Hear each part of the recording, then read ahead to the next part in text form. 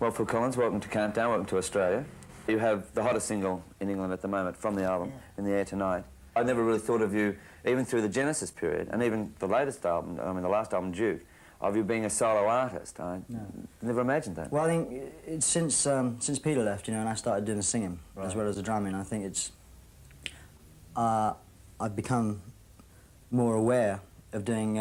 of the importance of sort of, I mean, just the fact I've got better singing in Genesis. I mean, the last couple of albums have really drastically improved vocally. And I just started writing songs rather than just playing.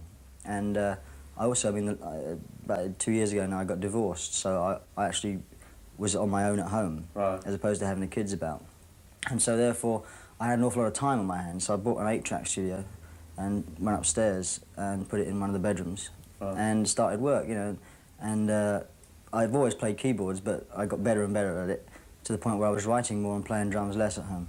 Yours sounds like a big production. Yeah. I've got to say that. I mean, the album is superb, and but it sounds, even In the Air Tonight with the drums and everything else, yet basically it's sound-wise, I mean, a lot of trouble was taken over it, but, and it did end up costing a lot of money. I mean, it wasn't the fact that it was, I mean, I thought it was going to be very cheap because of the way it was being done originally. But, you know, as time went on, I mean, I got the musicians on, I mean, the Earth, Wind and Fire horn section. For instance, when I went to LA to do the vocals, I got them to do the brass parts. And they, you know, they're not cheap, but they've since become good friends, and they'll be doing the next Genesis album, I hope. I mean, there's all kinds of sort of, it was worth it, really. Steve Bishop sang on it on a track. Alfonso Johnson's one of the best bass players in the world, and he played on it. Clapton's a neighbour of mine, he played on it. I mean, I asked the best people, and they said yeah. But let's just go back to last year. The Duke album, and especially in Australia, was highly successful, as was the single Turn It On Again. It was sort of, was it a rebirth for Genesis in a sense? Yeah, it was. I mean, as I say, Duke was the first album we did after My Problems. And we took about a year off, really, because I had to sort myself out, and during which time Mike and Tony did their solo albums. So when we came back, we found that we didn't have much material. I mean, nobody had individual songs really written, apart from myself. Tony and Mike had used theirs on their own album.